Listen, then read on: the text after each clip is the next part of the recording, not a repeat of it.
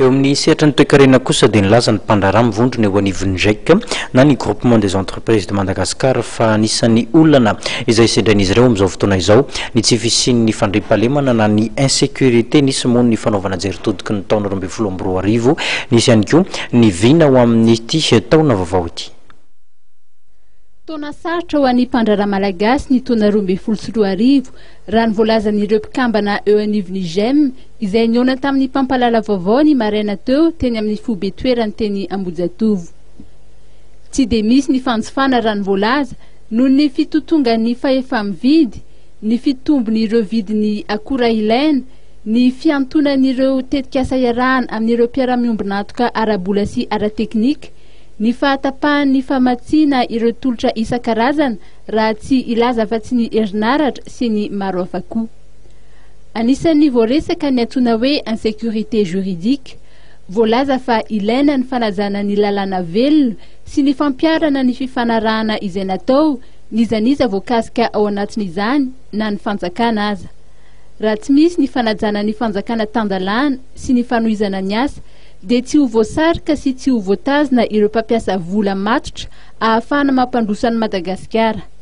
Raha maloto ny fomba fijerin'ny mpamatsy vola atsika dia ilaina taona maro ny fanarenana izany. Voalaza ihany koa ny resaka tsy fandriampahalemana amin'ny ankapobeny. Nisy ireo banky, ny fiara-pitaritra entana na ny trano fonenan'ny mpikambana ao amin'ny GEM raha ny fantatra no voatafika.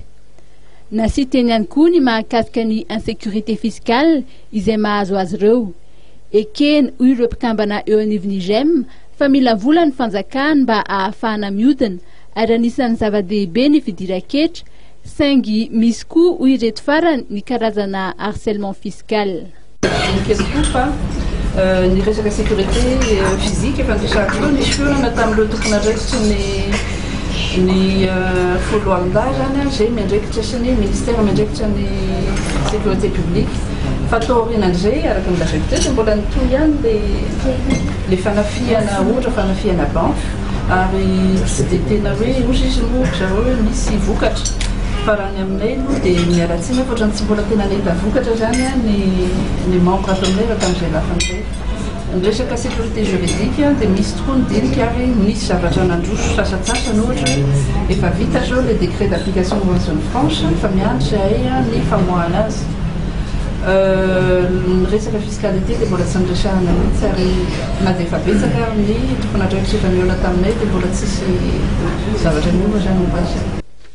Nanao izay afany mba ahafahana miazona ny asa sy ny fitaovam-pamokarana ny GEM ny taona 2024 ary nanao ezaka avokoa ny sehatra rehetra raha tsy ilaza afa-tsy ny fizahan-tany, ny indostria, ny asa tanana sy ny maro hafa koa. Ny vina ho an'ity taona 2024 ity dia miankina amin'ny tontolo ara-toe-karena amin'ny ankapobeny sy ny famahana ny olana izay misy eo amin'ny fifaninanana eo amin'ny samy orinasa ary miankina ihany koa amin'ny famahana ny crise politika. Ny fandrin'ny mpikambana eo anivon'ny GEM dia ny mba izotra anatin'ny fahatoniana sy ny filaminana ny fifidianana mba ahafahan'izy ireo miasa ampitoniana ihany koa ary mba olona tompona andraikitra izay tsy manao ambanizavatra ny fampandrosoana ara-toe-karenan'i Madagasikara sy vonina hiara-iasa amin'ireo orinasa no ivoaka avy amin'izany fifidianana izany.